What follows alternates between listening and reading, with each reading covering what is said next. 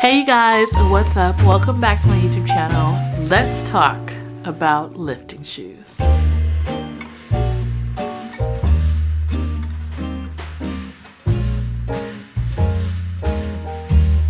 So lifters, weightlifting shoes, shoes with an elevated heel, whatever you want to call them. These shoes are very popular in the sport of lifting all of the weights.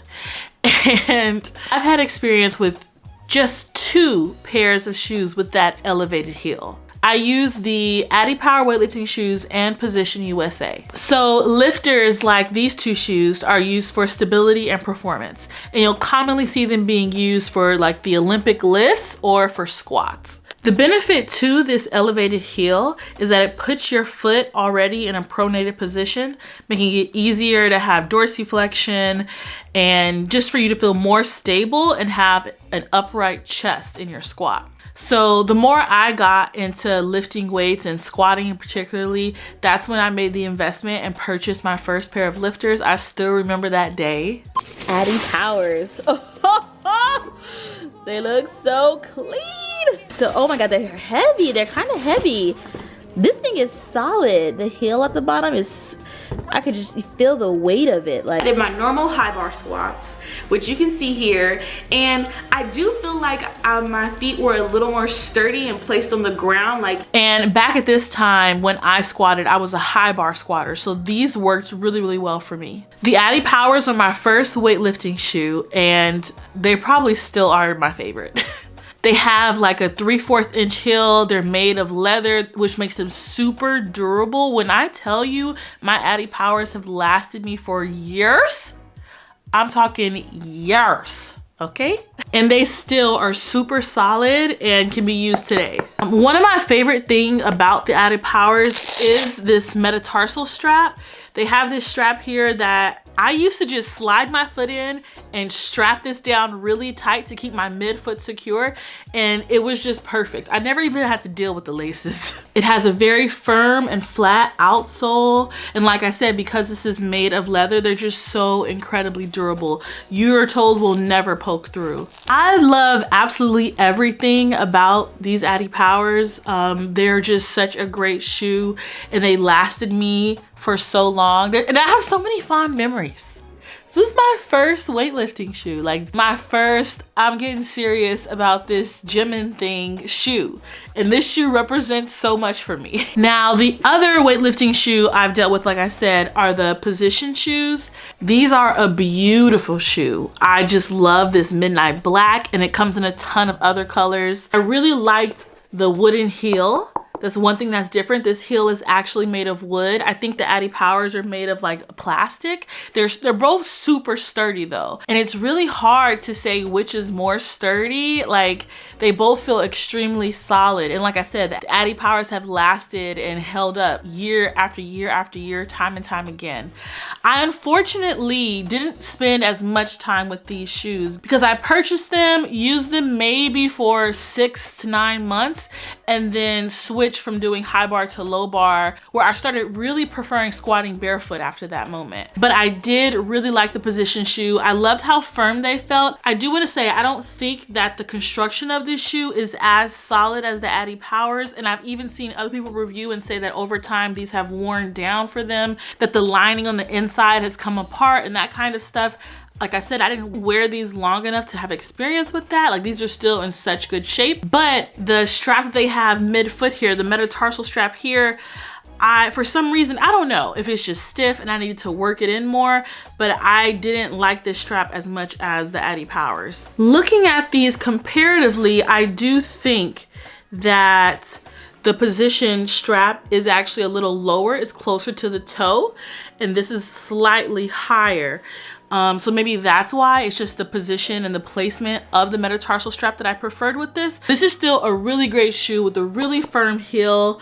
Are these heels the same? I swear I thought the Adipower was like a thicker heel. It looks like it might be, but I just remember when I made this switch thinking this heel was a little lower or not as high as this one, but I could be mistaken. So moving into barefoot shoes, which are the shoes that I'm currently working with at the moment, that I've been on the hunt for to find the perfect barefoot shoe to wear for me to squat and deadlift in, and I think I found it. So for one, since I did make the switch from high bar to low bar squatting, I'm preferring using more barefoot shoes, but also since I started being more serious about my deadlift and pulling sumo, I wanted to be able to find a shoe that I could use for both squatting and deadlifting. And one reason why a lifter or a shoe with an elevated heel would not work for a deadlift is because of that elevated heel bringing you away from the floor, creating a greater range of motion, which is what you don't want. It also changes the angle of like your ankle and just your hips in the lift. It's just, no. You'll notice when people deadlift, they might be doing it barefoot or with Chuck Taylors or Converse, just any flat soled shoe. So at the start of my hunt for the perfect barefoot shoe, I did try Converse and I thought it could work for me, but I quickly realized it just was a no-go, mainly because I just felt really constricted in that shoe. I think the toe box wasn't wide enough for me to really splay my feet out and to really feel the floor. And even just the whole size of the shoe is just kind of narrow, very constricting, very limiting, and I needed something with a bit more give. So that's when I started looking into other options. One of the first shoes I tried out were these Otomix Sting. I believe these are a boxing shoe, and oftentimes you'll see that boxing shoes can work really well for weightlifting or just for, you know, the compound lifts, because they tend to be flat. They tend to have a sole that's very grippy material, and it really helps to grip the floor, which is so important with the deadlift. And the soles are thinner and the shoes tend to be more lightweight, which is exactly what I'm looking for when I'm looking for a barefoot feeling, right? When I first got it, I do want to say I was really excited about the shoe. I really hope these work out for me. Oh my goodness. So I am on the hunt. This was the first shoe I bought thinking, oh, I need to use a flat shoe. I used to use lifters. Then I moved to barefoot squatting, just me and my socks at the gym. Really love how it feels. But then I was told, okay, you need shoes. When you actually do a powerlifting competition, like, you have to wear shoes. You can't just show up there with your socks. So I got these Vans because they're flat and I'm like, let me just start training in them.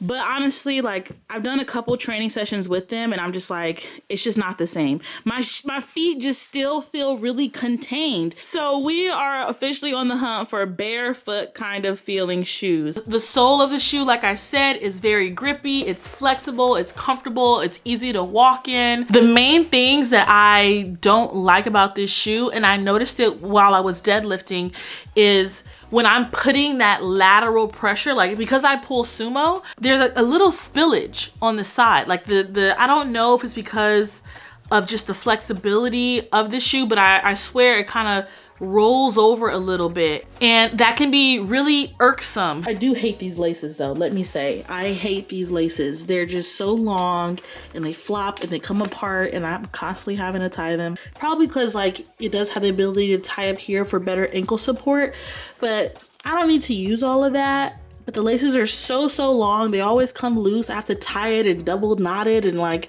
it's just a whole mess sometimes. It's really annoying. You see, I don't know if my foot, like, is this size, like, is it just too big? Because it's just a lot of extra room and I end up rolling over. I don't know.